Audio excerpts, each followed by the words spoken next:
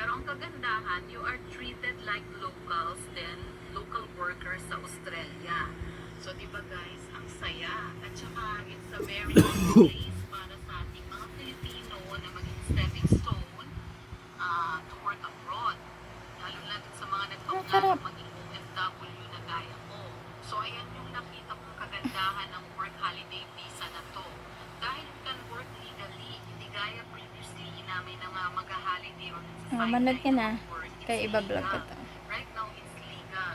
Nagsasalita ka. Mamaya nga. Hi guys! Gusto pakiramdam ko. Ayan, kanya-kanya kaming cellphone. Yan, no? Cellphone niya. Ang pinapanood niya iba, ang ginagawa ko iba rin. Ako rin guys. Iba nga.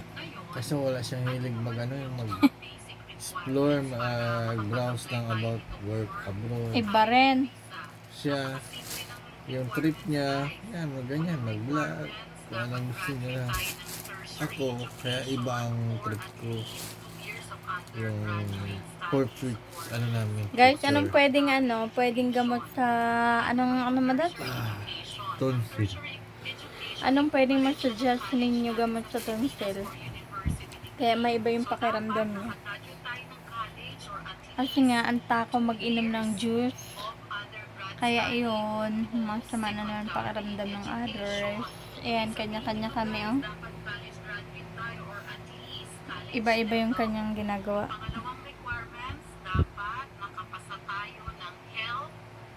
Ganito yung ginagawa namin habang hindi pa kami kumakain, kanya-kanyang cellphone.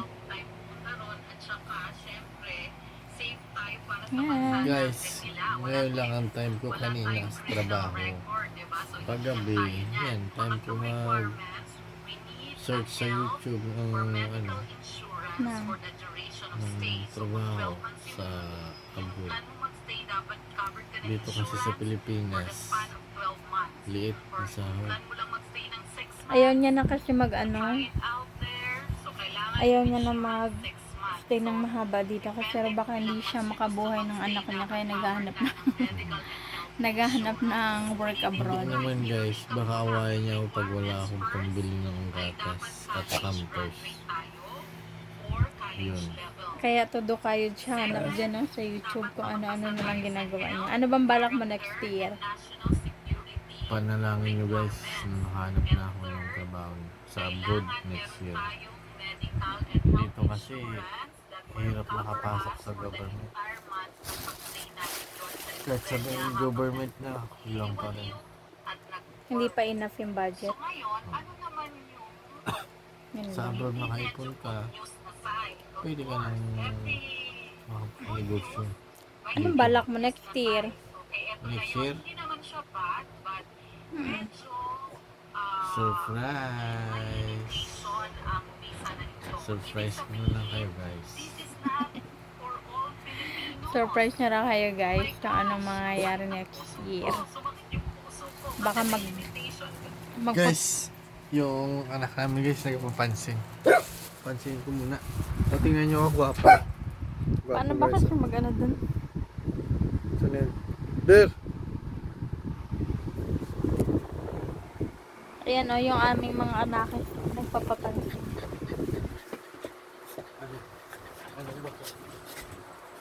Ayan, ang dami nila, oh. Gusto nilang magpapansin kay daddy nila. Ayan, si Jambi, yung kanilang mami. Next.